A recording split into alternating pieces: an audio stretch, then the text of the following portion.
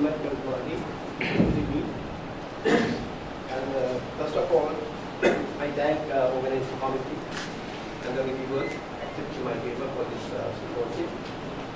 And the title is Probabilistic Approach to Damage Stability of Armor Ships. And I don't know actually how many of you have dealt with the damage stability of vessels and probabilistic approach to the damage stability of vessels.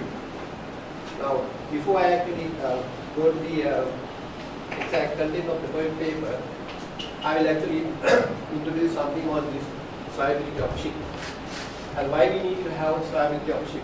Actually, that because due to grounding and then due to collision or any other structural weakness or due to fire or otherwise due to underwater explosion or due to a missile attack, it can damage. These are actually major damages, not minor ones. Okay? So we have to actually, at the design stage, we have to check whether the vessel survive for this kind of damage. So that is what actually damage stability means. Now, I'm not going into my detail because I will do all this within 10 minutes. Yeah. And 10 minutes. Yes.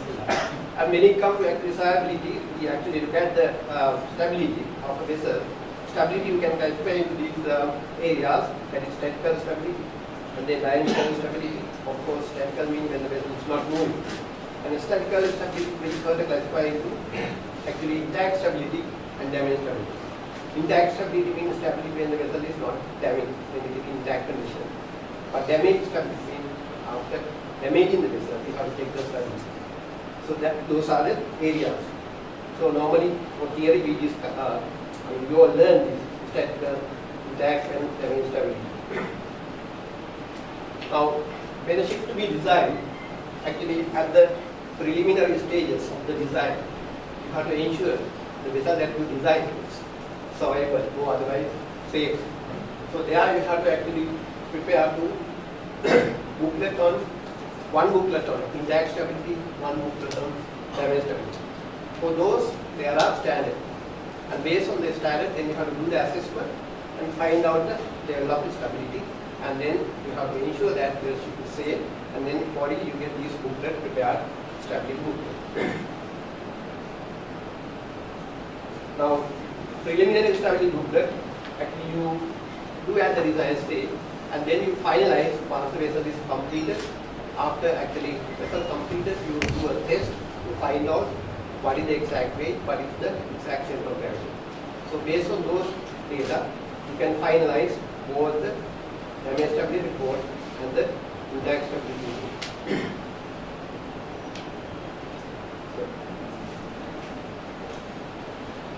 Now if you go to this damage stability and survivability, actually before this probabilistic method come into force, there had been a method called deterministic method. So in that deterministic method, actually you exactly determine whether the vessel survive or not. Probabilistic method means there you determine the likelihood of surviving. Actually these standards applicable to different kind of vessel, and with the type of vessel varies slightly. There are changes to the regulation and also the method of assessment. Now at present actually, sometimes we use both methods, but nowadays more actually now at present some people use both, but you are asked to actually use probabilistic method and then assess the stability. That is the actually method now recommended by IMO and etc. Now if I just brief about the deterministic method, there you actually determine the floodable length, or otherwise called the maximum size of the compartment that can be flooded so that the vessel survive. So survive means you determine actually after flooding the compartment, final waterline of the ship should be below the margin line. Margin line is actually theoretical line. It is not to be seen on the ship. It is actually 76 millimeters below the pre-board deck. Okay, and then there is a thing called factor subdivision. I mean, this is introduced to find out whether this vessel is a single compartment vessel or two compartment vessel or three compartment vessel. I don't know whether you have come across this now. Depending on the factor of subdivision, you will determine whether the ship will survive when damaged to any two adjacent compartment or any three adjacent compartment or any single compartment like this. So that is what the actually factor of subdivision deal with. So otherwise, size of the compartment will be equal to factor of subdivision times the cuttable length. Okay, cuttable length is the maximum size of the compartment that can be allowed to cut so that the ship survive. Okay, so that method is no longer being used. Actually, at the moment, we used to go for this probabilistic method. In the deterministic method, there is one more thing to be checked. Other than the margin line condition, you get the GZ curve of the cutter ship, or otherwise writing lever curve of the cutter ship. The writing lever curve should satisfy these requirements. You can see that area under the GZ curve should be greater than 0.115 meter radius, and the range should be greater than 15 degrees, and the maximum GZ should be greater than 0.1 meter. Now these requirements also should be satisfied while margin line is not emerging. Okay? So that is the deterministic method and the requirement. And if you go to the probabilistic method, actually this method has been based on the past statistics of damaged vessels. So from the past statistics of the damaged vessel, you can find out what is the likelihood of flooding a particular space of the ship. Particular space means depending on the location of the compartment, depending on the size of the compartment, that means size means length and height, etc. You can determine what is the probability of flooding of a particular compartment. And when that compartment flooded, you actually can find out what is the probability of survival.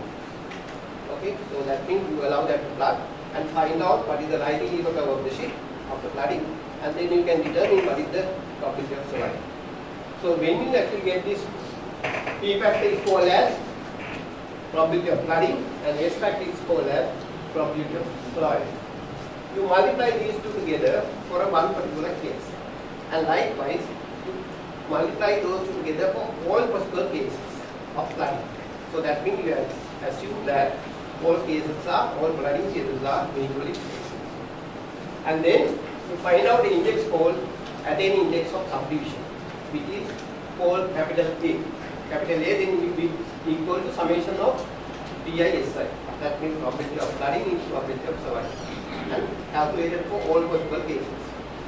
And that should be greater than probability of, that should be greater than capital R, which is called as a required index of subdivision. This required index again has been derived from the past statistics, that is the formula which actually gives capital R, and capital R becomes a function of length of the ship. Now actually this calculation, all this detail of the calculation you get in the rules and regulations.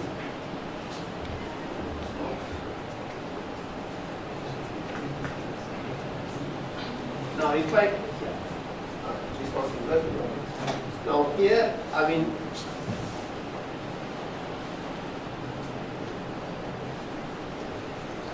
now here it will actually use the how P calculated, how D calculated, all is calculated and etc. But I am not actually going into the detail. Now this is the regulation. Actually the regulation says how to calculate all these quantities. Okay, P value and 2 minutes. Sorry? 2 minutes. 2 minutes. Right.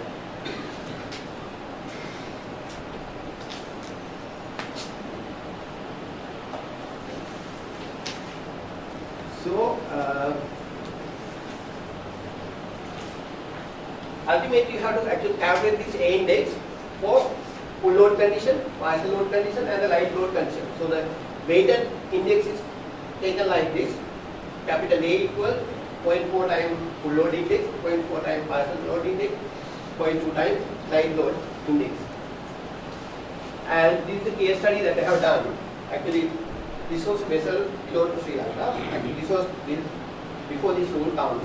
But the classification society wanted to check whether this vessel comply with the regulations or not. So I actually did the calculation for this particular vessel. But after that, I did a sensitivity study of the case based on the center of gravity of the vessel. When the center of gravity is adjusted, how this index will change. Okay? So that is what I did. Now you can see here, when you want to calculate this domain stability, you have to define the zones where you are taking this different zones into account. Zones are separated by transverse marking. And there are 8 zones here you can see. So then you do the flooding calculation, when them into a single zone, and when them into a 2 adjacent zone, when them into 3 adjacent zones, etc. So that way we have to actually perform the calculation for all possible cases. And this is how the compartment have been taken into consideration for the zones. Okay. And this is actually a detailed thing. I'll go to the results. I think that is not so clear.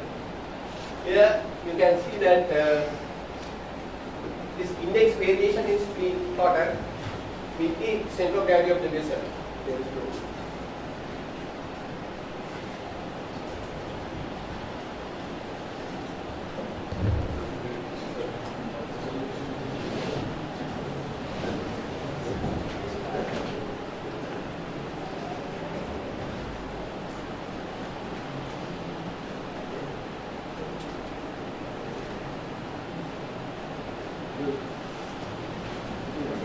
You can see here dotted line and then again dash line and then the continuous line. So these are actually representing the partial load, full load, and then the light load, and then the overall index. Thick line is the overall index. And you can see when the center of gravity increases, the A value actually drops. Now this is the required value given by this horizontal line. So if the other lines are above the horizontal line, so that means vessel satisfies the stability, or otherwise there is stability required. And here you can see that for the light load condition, you get a shallow A index than the other two conditions. That's because for the light load condition, vessel has a shallow riding level, and therefore index also become a shallow. Okay. So that is the variation of the. Can you wind up now because we've been more than 10 minutes? Yeah, only this. So this is the this curve is the kg curve given in the intact stability booklet. So that is the maximum kg curve that can be used for the ship as an allowable kg curve. But when you actually do the damage stability calculation, you will see that you can't go to that high kg value. And then with the damage stability calculation, this dotted line is the kg curve that can be recommended. So that means that you can actually see here, when the intact stability condition is satisfied by these particular kg values, it will not show that damage stability condition will be satisfied. Okay? For damage stability condition, you have to have a lower kg value than the kg value that is recommended for intact stability case. So that is the finding of this. Okay? Increase. Thank you very much for a very interesting presentation. I'm really sorry I had to. I need actually time to go slowly and explain all this. That last graph is a particularly important graph. That's very important. No, I think we have time for a couple of questions. So we have time for a couple of questions if anybody has any questions. I'm anxious to ask a question myself, so I'm sort of trying to avoid the audience asking a question. But tell me, maybe you should tell us all how you think this might apply to naval vessels, seeing as we're here at KDU. Yeah, I mean, method. of course, for the naval vessel, these are, I think, very essential requirements for damage stability assessment, because naval vessel can subject to a missile attack and then etc. and damages. So naval vessel, there is the regulations, actually probabilistic method, but it's slightly different than what is applicable to cargo vessel, but still it can be used for naval vessel also. Because the damage would be probabilistic. When the damage occurs, is likely to be different.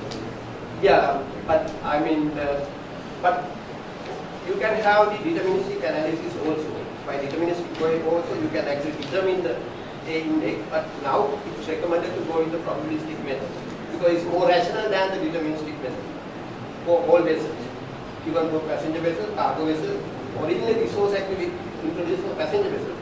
There was that actually introduced for the cargo vessel as well because it's more rational than the deterministic. Yes.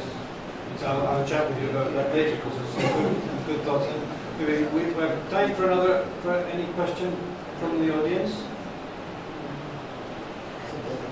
Yes, we have. Yeah. So, how to define zones? Yeah, when you define in zones, basically you have to select a zone between two transverse bulkhead. But that can actually be considered some other compartment than the two bulkhead. Within two transverse bulkhead, there can be a subcompartment. But we have to decide what is the worst case of flooding that we have to consider within those two transverse bulkheads. Because subcompartment meaning now in the double bottom area, there can be so many compartments. So you have to select the damage in such a way that worst case of flooding will occur within that transverse bulkhead.